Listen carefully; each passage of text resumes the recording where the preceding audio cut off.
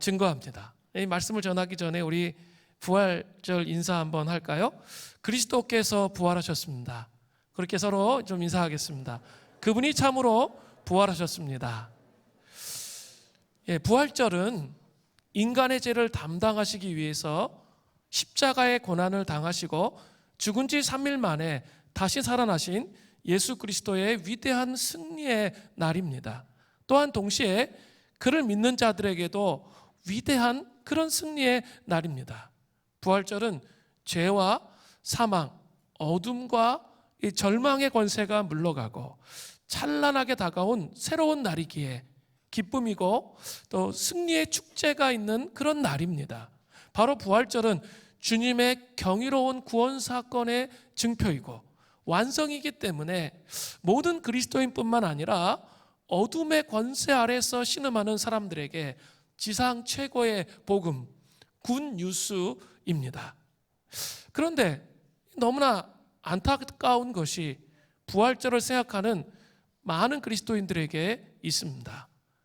샘 올벨이라는 사람이 이렇게 말했어요. 그리스도의 부활을 믿고 부활절마다 고백하지만 남은 한 해 동안 사실상 그것을 도로 서랍에 처박아 두는 경향이 있습니다. 왜냐하면 부활로 무엇을 해야 할지 잘 모르기 때문입니다. 대체적으로 그리스도인들은 십자가만이 우리를 죄에서 구원한다고 믿어 왔습니다. 그렇게 생각하면 부활은 예수님이 하나님의 아들이심을 증명해 주는 놀라운 기적으로만 보일 뿐 그 이상은 아니라고 생각하는 경향이 있습니다. 그래서 부활의 역사적 사실 이것을 증명하는 일에 신학자들이 엄청 막 집중되어 있습니다. 그러다 보니까 더 중요한 것인 이 부활의 권능이 지금 내 일상생활 속에 어떻게 영향을 미치는지 전혀 생각하지 못하는 경향이 있어요. 부활 좋은 거야. 그냥 부활절 이렇게 기뻐 끝. 그리고 아무 생각을 안 한다는 거죠. 부활이 구체적으로 어떻게 일상적인 우리의 삶 속에 영향을 미쳐야 될까요? 성경은 이렇게 말합니다. 로마서 4장 25절 후반절에요. 또한 우리를 의롭다 하시기 위하여 살아나셨느니라. 부활은 우리의 구원과 관련이 있다는 것을 보여주고 있죠. 또 빌립보서 3장 10절 전반절에 봐도 내가 그리스도와 그 부활의 권능과 그 고난에 참여함을 알고자 하여 십자가의 고난뿐 아니라 그리스도의 부활의 권능을 알아야 함을 보여주고 있습니다. 이것이 구체적으로 부활의 권능이 우리의 삶 가운데 영향을 미치고 우리의 삶을 새롭게 하는 삶을 살아갈 수 있음을 보여주고 있는 겁니다.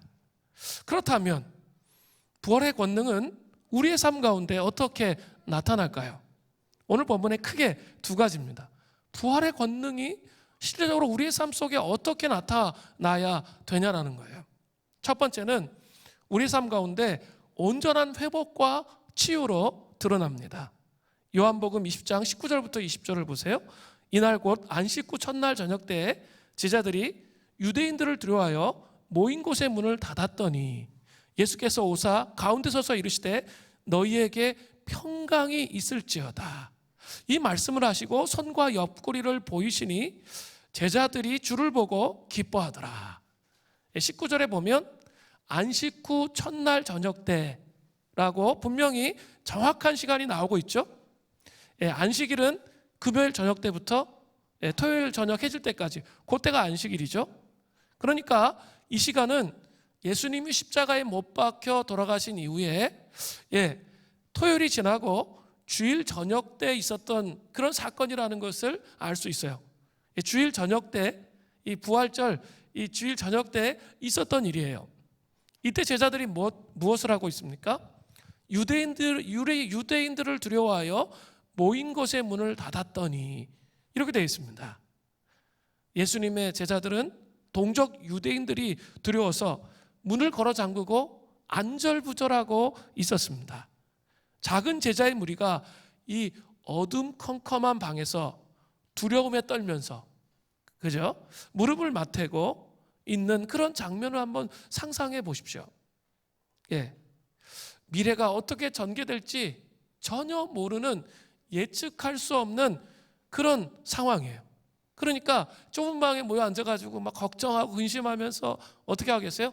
염려하고 근심하겠죠. 또한 그들은 예수님의 제자로서 그분을 지켜드리지 못한 좌절감과 상실감과 상처들이 자신의 마음을 휘감고 회한의 눈물을 흘리고 있었습니다. 우리 금요 심야, 성금요 심야 기도회 때 이재현 목사님이 얘기하셨죠. 제자들 십자가의 길을 가는 과정 가운데 제자 중에 한 사람이라도 예수님과 함께 한 사람이 없어요. 그리고 구레네 사람 시몬 얼떨결에 십자가를 지게 되었잖아요. 없을 뿐만 아니라 수제자 베드로는 예수님을 저주하면서까지 예수님을 부인했잖아요.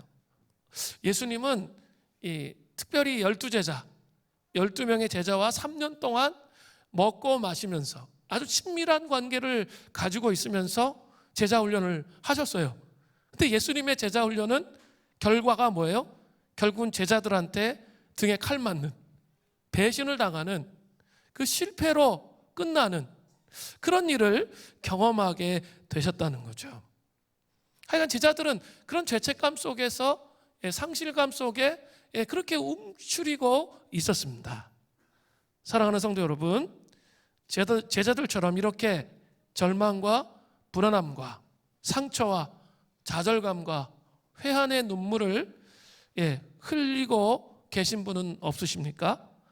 전혀 예측되지 않는 그 미래 때문에, 특별히 코로나 바이러스로 인해서 우리의 삶이 그렇잖아요. 전혀 예측이 안 돼요. 그런 상황을 겪고 계시는 분은 없으세요? 오래전에 제가 캠퍼스 선교단체 간사로 있을 때 제가 가르쳤던 한 형제가 울면서 전화가 왔습니다. 그 형제는 저에게 돈을 꿔달라고 할 그런 형제가 결코 아니에요. 그런데 100만 원만 마련해 달라는 거예요. 그 이유는 어머니가 신호등을 건너다가 교통사고가 났는데 뺑소니를 쳤다는 거예요. 그래서 어깨가 골절되어서 심한 부상을 당하셨는데 지금 수술을 하셔야 되는데 수술비가 없다는 거죠. 그래서 저는 즉시 이 졸업생들에게 연락해가지고 수술비를 마련해 주었습니다. 그런데 이 형제의 이야기를 들으면서 정말 너무나도 안타까움을 느꼈습니다. 아버지는 보증을 잘못 쓰셔가지고 집을 날리셨어요. 그래서 신용불량자가 된 거죠. 큰형은 사업을 하다가 망해서 도망가 있고, 둘째 형은 큰형 신용보증을 했는데 그것이 잘못되었기 때문에 빚더미에 앉아서 형수에게 강제 이혼을 당한 거예요. 그리고 그 형제도 신용불량자였기 때문에 어디서 돈을 구할 수 없는 그런 상황 가운데 있었기 때문에 너무 다급해서 저에게 연락을 했던 것이죠. 사랑하는 성도 여러분, 정말 이런 비슷한 상황을 겪고 계신 분은 없으십니까? 그렇다면 지금 제자의 상황과 같은 것입니다. 그때 부활하신 주님이 찾아오셔서 너희에게 평강이 있을지어다, 그렇게 인사 말을 건네시는 거죠. 너무나 충격적이겠죠. 막 절망과 공포 속에, 자기 생각 속에 막 갇혀 있는데 갑자기 주님이 그 공간에 찾아오셨어요. 그리고 너희에게 평강이 있을지어다, 그렇게 말씀하시면서 자기의 손에 있는 상처와 옆구리에 상처난 상처를 보이셨습니다. 제자들은 자신들 눈앞에서 부활하신 주님을 보면서 순식간에 깊은 치유와 회복을 경험하면서, 그죠? 그들의 삶에는 막 우울과 무기력과 침체와 해안이 막 압도해 있었는데 부활하신 주님이 딱 찾아오니까 한순간에 전세가 역전해서 치유와 회복과 기쁨이 압도하는, 그 마음에 있는 감정을 다 압도시켜버리는 그런 상태가 되었습니다. 부활하신 예수님은 부활의 권능으로 우리 안에 좌절과 절망과 상처와 아픔을 깊이 치유하셔서 온전한 회복을 가져다 주십니다. 예수님의 부활은 그분의 십자가에서 우리의 죄값을 다 치르셨음을 확증해 주시는 거예요. 십자가만으로는 얻을 수 없는 자유와 회복과 치유를 부활이 우리에게 가져다 주는 거죠.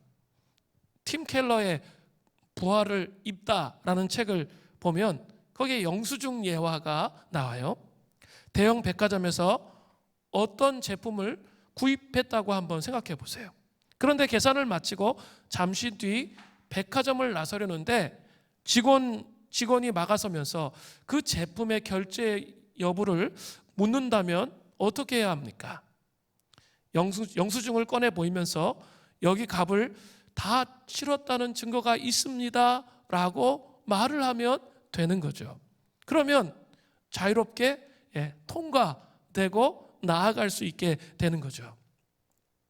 예수님의 부활을 통해서 하나님은 역사 전체와 우리 삶 전체에 완불이라는 도장을 찍으셨습니다. 죄값을 이미 치렀음을 예수님의 부활이 보증하는 거예요. 죄값은 치러졌어요. 이미 치러진 거예요. 보증을 이 부활이 하고 있다는 거예요. 사도 바울은 이렇게 말해요. 고린도전서 15장 17절에 그리스도께서 다시 살아나신 일이 없으면 너희의 믿음도 헛되고 너희가 여전히 죄 가운데 있을 것이요. 그리스도께서 부활하셨기에 우리가 죄 가운데 있지 않다는 거죠. 오히려 죄의 문제는 해결되었고 하나님 아버지께서 예수님을 사랑하심 같이 우리를 사랑하십니다. 하나님 아버지는 우리를 보배로운 존재로 여기십니다. 부활하신 주님을 날마다 의식하면서 사는 정도만큼 우리의 과거의 모든 수치와 죄책감과 상처로부터 해방되는 거죠. 부활하신 주님을 계속 묵상하는 거예요. 그러면 자꾸 들어오는 모든 생각들이 그게 덮여진다는 거예요. 무너진다는 거예요. 많은 사람들이 남들이 나를 어떻게 평가하고 생각하느냐에 집중된 인생을 살고 있어요. 그런 삶을 살아가는 사람은 너무나 불쌍한 사람이에요. 그런 사람들은 뭐 해야 돼요? 부활하신 주님을 인식하며 살아가는 게 너무 중요해요. 남들의 말에 휘둘리는 감정 기복 신앙의 상태로 살아가면 안 돼요. 누군가의 냉대 때문에 상처받아서 이 불면의 밤이 10일씩 하루가 아니라 10일, 20일 이렇게 가는 삶을 살아서는 안 된다는 거예요. 좋은 성과를 내면 교만해져가지고 우쭐해가지고 그냥 안하무인의 삶을 살아가면 안 된다는 거죠. 부활하신 주님을 묵상해야 돼요. 예수님은 예수님의 부활의 권능을 통해서 이 지불로 충분하니 너는 이러한 것들에 대해 다시는 죄값을 지불할 필요가 없다. 절대 없다라고 말씀하시는 거예요. 사랑하는 성도 여러분, 우리에게 영수증이 있어요? 예수님의 부활의 권능이 우리의 삶에 새겨져 있습니까? 그냥 머리로 부활 그냥 부활절만 그냥 한번 지나 끝 이러면 안 된다는 거예요. 그 마음속에 그 부활이 새겨져 있어야 돼요. 그렇다면 우리는 다시 죄값을 다시 치를 필요가 없어요. 그리스도 예수 안에 있는 자에게는 결코 정죄함이 없기 때문에 그렇습니다. 예수님의 부활의 권능으로 온전한 치유와 회복을 경험하시는 은혜가 있기를 간절히 바랍니다. 부활의 권능 앞에 우리의 영혼을 날마다 적시는 은혜가 있어야 돼요. 부활의 권능 앞에 자기의 영혼을 날마다 적셔야 돼요. 그렇지 않으면 죄된 본성이 올라와요. 그리고 끊임없이 자기에게 집중되는 삶을 살도록 계속 우리를 끌어내려요.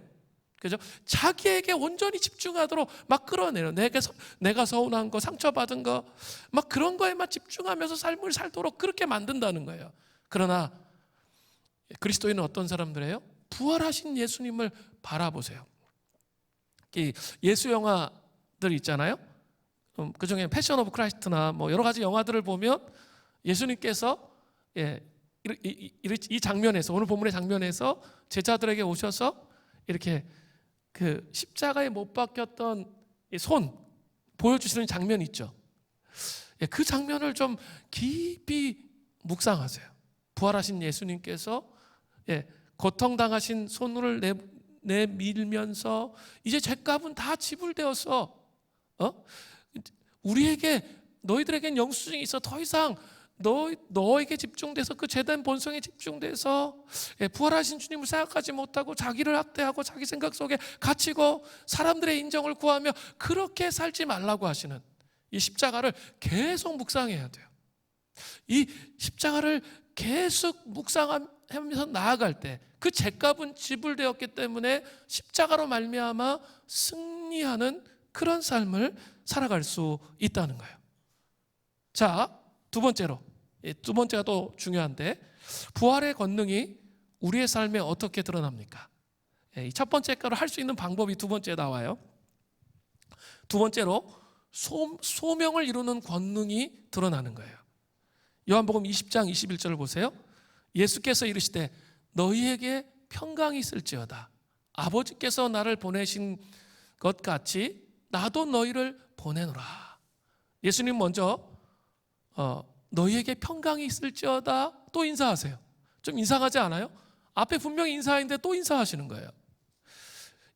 이것은 평범한 인사가 아니라는 것을 쉽게 알 수 있어요. 그리고 이 인사를 하신 이유는 바로 21절의 뒷부분에 있는 그 내용하고 연결시키면 해석이 됩니다. 아버지께서 나를 보내신 것 같이 나도 너희를 보내노라. 이것은 예수님께서 제자들이 해야 할 일이 무엇인지 위임하시는 장면이에요. 쉽게 얘기하면 소명을 명확하게 알려주시고 보내시는 그런 장면이라는 거죠. 그런데 중요한 것은 위임만 하시고 끝, 그렇게 돼 있습니까? 아닙니다.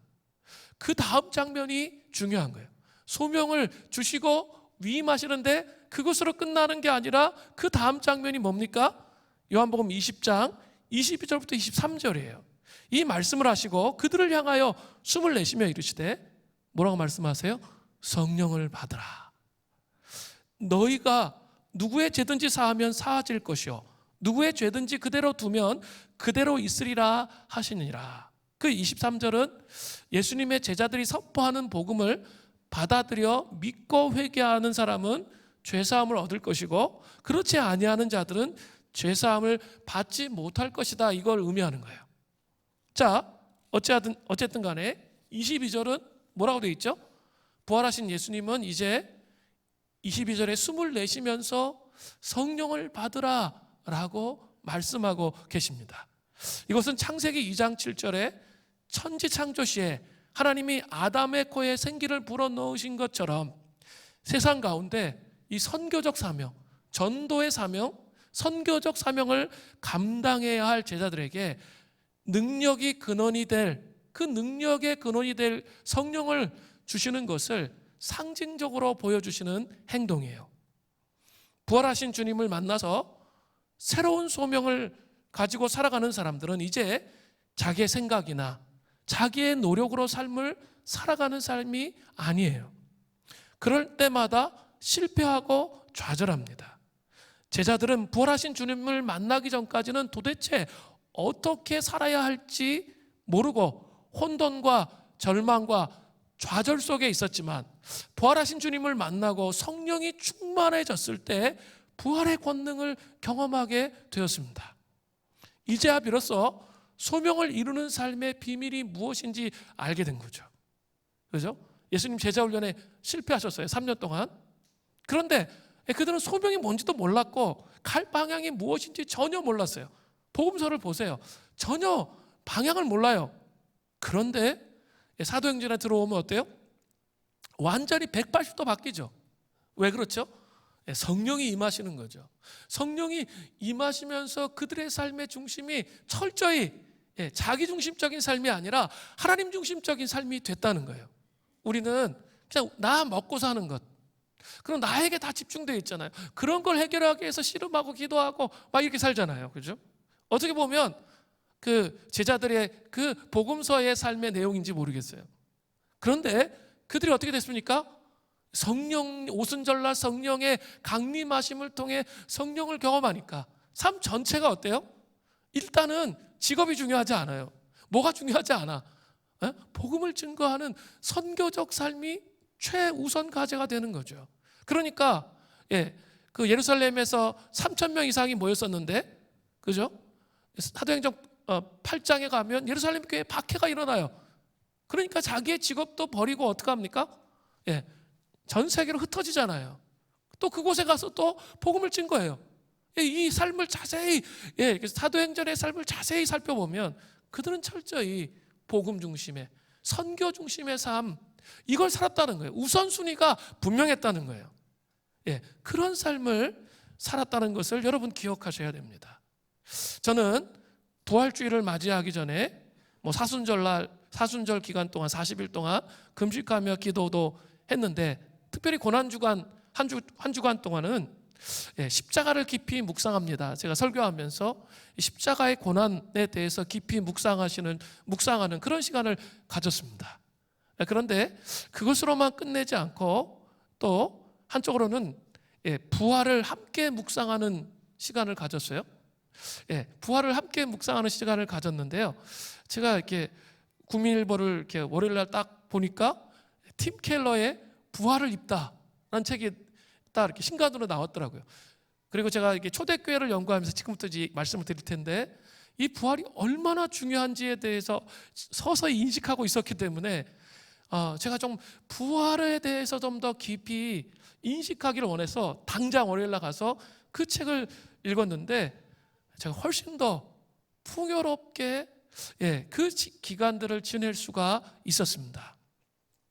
특별히 팀 켈러 목사님의 부활을 입다라는 책을 읽었는데, 그는 지금 췌장암에 걸려 있어요.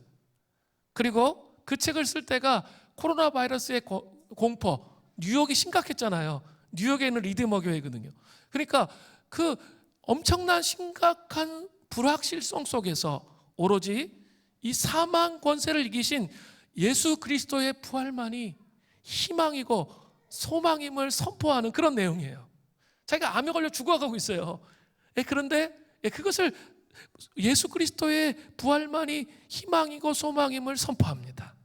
예수님의 부활은 예수님의 초림시에 이루어졌지만 예수님의 재림시에 온전한 왕의 통치로 완성됩니다. 그러니까 초림에서 재림 요 사이에 already not yet, 이미 하나님 나라가 왔지만 완벽한 하나님 나라가 이루어지는 그 기간에 사실은 부활의 삶을 살아가는 거예요. 그러니까 우리도 똑같아요. 세상 사람들은 죽음의 공포가 무섭고 두렵죠. 또 하나님의 사람들도 이렇게 부활의 그 사망 권세를 이기신 예수님의 부활에 집중하지 않으면 똑같습니다. 그 두려움과 공포가 있을 수 있습니다. 그런데 중심을 어디에 둬야 돼요? 사망 권세, 죽음의 권세를 깨뜨리고 이기신 예수님의 부활, 거기에 집중하면 우리의 삶이 새롭게 보이기 시작해요. 우린 너무 이 현세적인 문제 안에서 하나님 뭐 안 주시면 원망하고 불평하고 복음을 반쪽짜리로 전락시키는 경우가 너무 많아요. 죽음이 끝이 아니에요. 그리스도인들의 삶은 부활하신 그 주님을 온전히 맞이하는 그 날이 반드시 옵니다. 그 소망 가운데 사망 권세를 깨뜨리고 이기신 주님을 바라보면서 살아가는, 하나님 나라를 이루며 살아가는 그런 자라는 거예요. 그런 메시지들이 쭉 나와요. 좀 어려우실 수도 있어요. 제가 이 고난 뭐 이따 얘기하겠지만 이 50일 동안 성령 강림절까지 이 부활에 대해서 깊이 그 책을 통해서 묵상해 보려고 생각해 보고 있어요. 소명도 이러한 관점에서 설명될 수 있어요. 특별히 부활을 부활을 입다의 서문에 마틴 루터 킹 목사의 연설문 중에서 이런 말이 나와요. 참 이렇게 감동적이더라고요. 절망의 산에서 희망의 돌을 떠낸다. 멋있죠? 시대 자체가 지금 어때요? 희망이 없어 보이고 불확실한 절망의 산에 우리가 지금 살아가고 있다는 거예요. 그런데 부활을 믿는다는 건 뭐예요? 그 절망의 산에서 희망의 돌을 떠내는 자의 삶이에요. 우린 죽음이 끝이 아니기 때문에 이 땅에서 하나님 나라를 이루는 삶을 소명대로 살아가는 그런 삶을 살다가 영원한 천국으로 가는 거기 때문에 이 땅에서 다 절망스러워 보여도 뭐예요? 희망의 도를 떠낸다는 거예요. 그죠? 그리스도인의 삶이, 부활을 경험한 그리스도의 삶이 이거라는 거예요. 세상 사람처럼 그렇게 불평하고 원망하고 그렇게 사는 게 아니에요. 아무리 어려워도 우리의 끝은 죽기밖에 더 하겠어요? 죽고 나면 영원한 천국이 우리에게 있고 완전한 하나님 나라가 도래하는 거예요. 이 땅에서 불완전한 하나님 나라를 이루어 갈 수밖에 없지만, 그죠? 그렇기 때문에 우리는 이 땅에서 아무리 힘들고 어렵고 좌절스러워도 절망의 산에서 희망의 도를 캐내는 사람이다. 그렇게 얘기하면서 바로 이 시대 속에 예수 그리스도의 부활만이 소망이라고 이렇게 선포하는 거예요. 사망 권세를 이기시고 사신 부활하신 예수 그리스도의 통치가 너무나도 중요한 것이라는 사실을 말하고 있어요. 소명도 이러한 관점에서 설명이 될 수가 있는 거예요. 너무 현세적인 소명 이거에 붙잡혀 있으면 안 됩니다. 이게 두 개가 통합이 돼 있어야 돼요. 영원한 천국에 대한 하나님이 다시 오실 그 주님과 온전한 연합이 이루어지는 그날과 이 땅에서의 삶이 통합되어져서 바라볼 수 있어야 되는 거죠. 그런데 이러한 부활하신 주님의 권능으로 소명을 완수하는 삶을 살려면 가장 중요한 것이 뭡니까? 오늘 본문에 성령을 받으라. 여기에 해답이 있는 거예요. 초대교회 성도들은 그냥 부활주일 하루만 지키고 끝내지 않았다는데 우리와 차이가 있어요. 사순절을 통해 이 고난주간이 하이라이트죠. 예수님의 십자가의 고난을 깊이 묵상하고 회개의 삶을 살았던 성도들은 부활 후에 이 40일 동안 승천절기를 지켰어요. 예수님은 부활하신 후에 40일 동안 제자들에게 나타나셨고 그들을 가르치셨습니다. 그리고 40일 만에 하늘로 승천하셨죠. 그리고 그 후에 10일이 지난 후에 오순절 날에 성령님이 강림하셨어요. 성령 강림 주일이 50일째가 되는 날이 5월 30일이에요. 지금부터 시작해서 이 50일 동안 계속해서 부활하신 주님을 묵상해야 되는 거예요. 그래서 예수님이 부활하셨습니다. 다시 사셨습니다. 이거 좀 안 띄려고 그러는데 이 50일 동안 이렇게 뭘 묵상하는 거예요? 부활하신 주님을 묵상하는 거예요. 또 부활의 승리를 경험해야 되는 거예요. 그리고 성령의 임재를 갈망하면서 그 50일 동안의 시간을 지내야 되는 거예요. 우리는 그냥 40일 동안 달려오는 게 너무 힘들어서 그 다음부터 몰라. 제가 많이 그랬어요. 근데 초대교회 영성을 이제 알고 나서 야, 정말 내가 어이없는 신앙생활을 했구나. 40일 하고 끝. 그게 아니라는 거예요. 50일이 더 중요한 거예요. 그래서 뭐 하는 거예요? 고난을 묵상하고 부활을 통해서 그 하늘의 삶을 경험하는 거예요. 그리고 그 다음에 이제 소명으로 보내지는 거예요. 아테프 박사님이 이런 말을 하셨는데 참 놀라운 말인데, 사실 부활의 은혜는 우리를 오순절까지 하늘에 머물게 해주는 겁니다. 하늘에 머물게 해준다는 게 이 땅이 아니라 부활의 은혜는 하늘에 머물게 해주는 거예요. 그리고 나서 우리는 오순절날 성령님 안에서 땅으로 내려보내지며 하늘의 분위기를 우리와 함께 가져오게 되고 오순절 이후의 절기들에는 하늘의 선교사로 세상에 보내지는 것입니다. 아주 심오한 말을 했어요. 50일 동안 그 하늘을 경험하는 거예요. 그 하늘의 영광, 복음의 영광을 경험해서 그 다음에 어떻게 되는 거예요? 성령의 충만함을 경험해서 주님의 부활을 깊이 묵상해서 세상으로 보내지는 거죠. 그게 소명이죠. 그 날을 맞이하는 거예요. 이 기간에는 바로 부활의 권능을 경험해야 할 시간입니다. 특별히 부활의 권능은 우리를 살아있는 믿음으로 세워지게 하는 시간이 되게 하는 거예요. 아주 중요해요. 부활의 권능은 우리를 살아있는 믿음으로 세워지도록 그렇게 인도한다는 거예요. 그러면 살아있는 믿음은 무엇입니까? 이 새로운 구원의 우물인, 그죠? 십자가의 고난의 우물, 그것만 파는 게 아니라 이 새로운 구원의 우물인 예수님의 부활에서 에너지와 새롭게 됨을 끌어내며 날마다 끊임없이 새롭게 되는 역동적인 그 믿음을 의미하는 거예요. 이 부활을 통해서 이 50일 동안은 이 부활을 깊이 묵상함을 통해서 역동적인 그 성령의 충만한, 성령님을 갈망함을 통해서 성령의 충만한 그런 사람이 되도록 하는 거예요. 우린 자꾸 그 성령 충만하면 은사 받고 방언 받고 끝, 이렇게 생각하는 경향이 있어요. 물론 그것은 한 부분이에요. 그렇지만 이 부활의 우물을 파야 돼요. 그 깊이와, 우리가 소명으로 나아가는데 그 깊이와 감격과 감동, 살아있는 믿음으로 세워지지 못하면 세상을 바꿀 수 없어요. 제가 그런 생각을 해봤어요. 초대교회 성도들과 우리의 차이가 뭘까? 제가 그것이 깨달아지더라고요. 뭐냐면 이 초대교회 성도들은 이 절기를 따라서 이렇게 삶을 살았던 거예요. 40일 동안 고난을 깊이 묵상하고 50일 동안 부활을 통해서 이 천상의 그 은혜를 경험하고 그리고 다시 삶을 살아가는 거예요. 이게 계속 1년 동안 반복되어진다고 생각해 보세요. 그러면 점점 이 부활의 그 우물에서 깊이 부활의 의미가 무엇인지를 이해하는 거예요. 십자가의 고난이 무엇인지를 이해하는 거죠. 그러면 어떻게 될까요? 세상을 바꿀 수 있는 영적 힘과 에너지가 있게 된다는 거예요. 그래야 소명을 완수하는 삶, 하나님 나라를 이루는 그런 삶을 사는 거예요. 그렇게 신앙이 쉬운 게 아니에요. 이 여정을 통해서 소명을 완수하는 자의 삶의 여정으로 간다는 거예요. 그 깊이로 가게 된다는 거죠. 부활주일 하루만 부활을 묵상하는 것이 아니라 이제 50일 동안 부활을 살아내는 삶을 경험하는 복된 은혜가 있기를 바랍니다.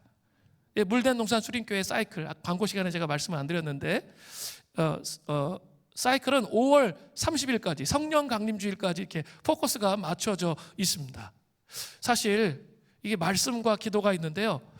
말씀에 치우치면 이제 어떤 현상이 일어나냐면 어느 정도 성경을 좀 읽기 시작하면 그 다음부터 교만해지기 시작합니다. 마음속에 교만이 들어와요. 자꾸 다른 사람들을 판단하는 거죠. 정죄하는 거죠. 저 사람은 왜 저렇게 못하나 하면서 판단하고 정죄하는 마음이 들어와요. 그거를 뛰어넘어야 진짜 하나님의 사람이 되는 거예요. 그 유혹을 뛰어넘기가 쉽지 않아요. 혼자 쉽지 않아요. 그냥 말씀만 읽어서는 그 뛰어넘기가 어려워요. 반대로 기도만 해요. 그러면 어때요? 미혹에 빠질 가능성이 많아요. 어디로 갈지를 모르는 거죠. 그죠? 혼미해지는 거죠. 이 두 가지가 함께 균형이 잡혀야 돼요. 제가 이렇게 오랜 시간 기도하면서 이 사이클을 이렇게 정리했던 이유는 정말 이렇게 기도와 말씀의 균형을 통해서 이 부활과 십자가를 통해서 하나님 나라를 살아내는 삶을 살아가는 하나님의 사람들을 세우기 위해서 이 사이클을 정말 오랫동안 기도하면서 가르쳐 오면서 맨 처음에 여러분 너무 할 게 많았죠. 그런데 지금 이 사이클을 정리하니까 어때요? 심플해져요. 그리고 그 안에서 삶을 살아가는 사람을 세우려고 하는 거예요. 좀 자기랑 다르다고 해서 그냥 터부시하고 그러지 마시고 그러면 이렇게 안 돼요. 왜냐하면 현대인의 특징이 있는데 현대 신학의 특징도 있어요. 특징은 뭐냐면 다 구분해요. 그러니까 조직신학, 성서신학, 실천신학 이런 식으로 신학을 다 구분 쪼개 놓았거든요. 현대의 특징이 뭐예요? 박사가 되려면 뭐예요? 전체를 다 아는 게 아니라 아주 세밀한 부분을 잘 아는 거예요. 다른 거 몰라. 이것만 아는 거죠. 그렇게 되기 시작하면 복음의 본질을 놓치게 돼요. 이 전체적인 맥락과 흐름 전체를 볼 줄 아는 눈이 있어야 돼요. 제가 이것을 계속 기르게 하기 위해서 지난 3년 동안 계속 그렇게 이끌어 왔던 거예요. 그게 초대교회 영성이기 때문에 통전적이고 통합적인 거예요.